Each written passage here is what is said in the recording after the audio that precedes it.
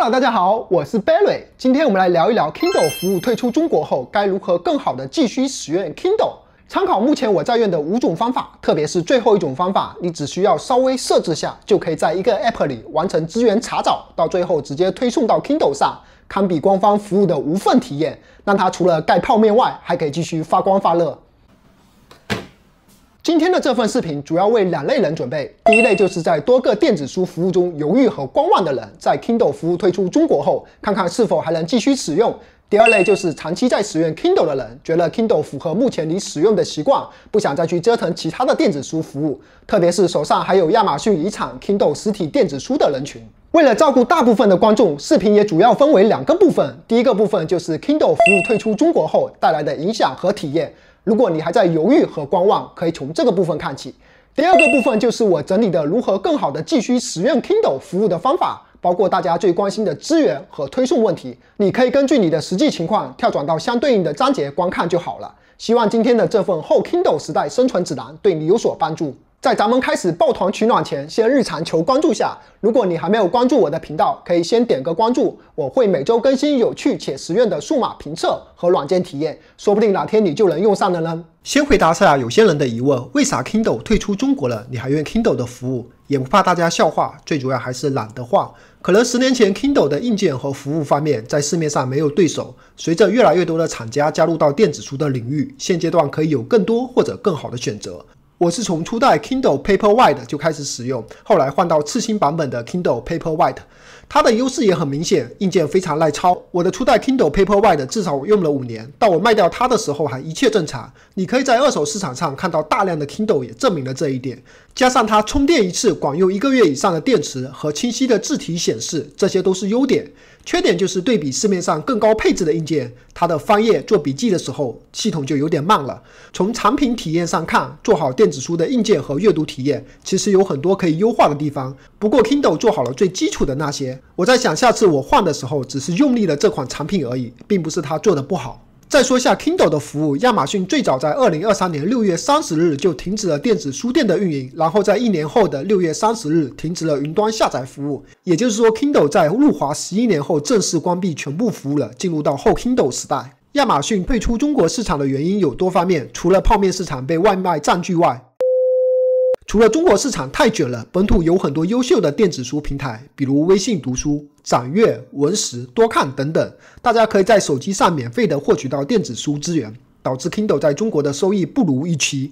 还有我认为就是视频平台、社交媒体、网络爽文等占据了大部分用户的时间。毕竟平时压力那么大了，空闲的时候更喜欢消费短平快的内容，好好的读完一本书是一件压力很大的事情。当然我没有批判这几种的内容消费谁对谁错，大家自己开心就行了。好，扯远了，我们回到正题。根据官方发布的通告，对你我的影响最大有几点。第一点，无法继续从国区商店购买书籍，带来的影响就是你需要从其他地方导入书籍。第二点，如果在设备上退出 Kindle 账号，已经下载的 Kindle 电子书及个人文档将会被清除，带来的影响就是你之前购买的书籍也无法继续阅读了。第三点 ，Send to Kindle 功能也停止服务了，我觉得这个影响是非常巨大的。Send to Kindle 指的是你可以在网站上一键发送文档到 Kindle 上，比自己下载本地再手动发送或者拷贝到设备上方便多了。在了解完现状和影响后，我们就可以对症下药，找解决方案了。我自己尝试过2种方案，第一种就是利用 Kindle 的网页阅读功能，登录第三方电子书服务，代替 Kindle 自身的服务。以微信读书为例，在右上角选择网页浏览器，输入微信读书墨水平板的地址，然后扫描登录后，就可以在 Kindle 上使用微信读书了。它会同步你在微信读书里的书籍内容，你也可以正常的翻页、做笔记等等。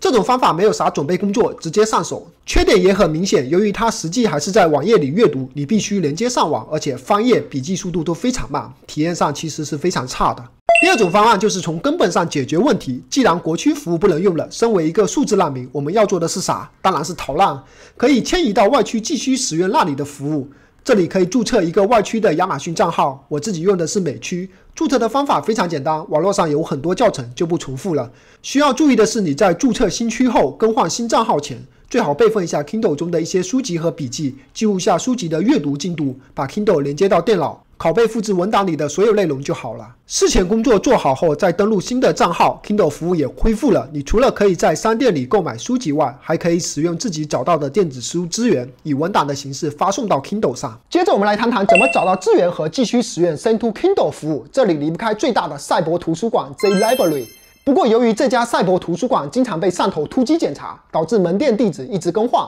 下面我总结了5种方法，大家可以根据自己的实际情况来确保和门店不失联。第一种就是通过网页搜索，不管你用什么搜索引擎，直接输入赛博图书馆的名字，大概率靠前的几个都是假门店。大家要擦亮双眼，除了避免进入官方已经实锤的这些假地址外，还可以通过最简单的一种方法来辨别，就是看看历史记录里有没有之前的下载记录，还有就是你可以在网站后面加入这个地址。如果是正规门店的话，就会出现这个页面；如果是山寨的就没有。原理就是正规门店会有自己定义的 API 接口，山寨的不会做的那么仔细。最重要的就是各种引诱你掏钱的都不要相信，给他打钱还不如给我点个赞。臭不要脸！赛博图书馆每天支持下载10本书籍，对普通人来说是完全足够的，在你用完这个额度前是不需要支付任何费用的。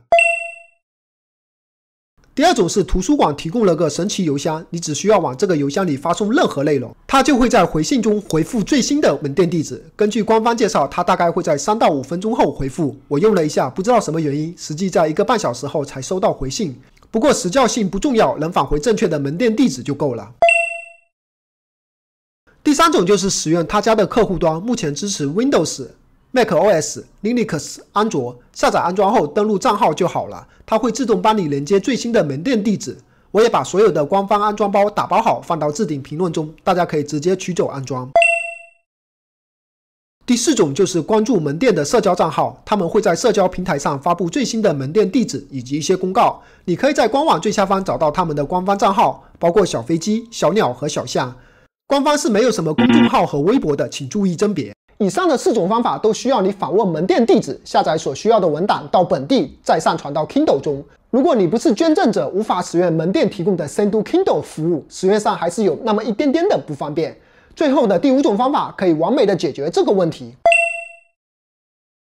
前期的准备工作分为2个步骤。第一个步骤，你可以在图书馆的设置页面，先根据指引创建一个个人 TG 机器人。你可以搜索这个名称，找到机器人管家，然后使用 New Bot 命令新建一个机器人，名字什么的都随意。成功后可以看到一大段文字，在里面找到 HTTP API， 复制到官网上进行绑定，然后你就获得了2个能力。第一个能力是个人机器人对比网页，可以额外获得10本书籍的下载额度，也就是说你一天最多可以下载20本书籍。第二个就是你可以在机器人里面找书，只要发送书名给它就可以了，它就会返回一个搜索结果，说明有多少个书籍符合，包括书籍的名称、语言、格式、大小以及下载地址。直接选择合适的书籍，点击下载就可以保存到本地了。到这里我们解决了找书的问题，接着就是怎么发送到 Kindle， 这里需要用到另外一个 TG 机器人，可以搜索这个名称找到它，按照师大的指引发送自己的 Kindle 邮箱进行绑定，成功后机器人会返回提示信息。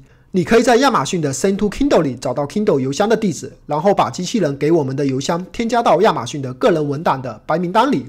前期的这2个工作就大功告成了。现在你可以通过图书馆的机器人找书，返回结果后直接转发给这个个人文档机器人，它就会通过 Send to Kindle 发送到你的指定的 Kindle 上。当然你在其他设备上也是同样可以看到这本书在你的个人文档中。虽然准备的过程麻烦了点，不过你花了那么几分钟，相当于白嫖了赛博图书馆会员才有的功能。最后也要感谢赛博图书馆和该项目的作者。通过上述方法，希望你能在这个后 Kindle 时代依然找到阅读的乐趣。尽管在这个快速而浮躁的时代， Kindle 作为一个小众产品，希望它仍然能成为你每日阅读的仪式感，让你在繁忙的生活中暂时逃离，进入到书中的宇宙，享受片刻的宁静。我是 Barry， 让我们下个视频见。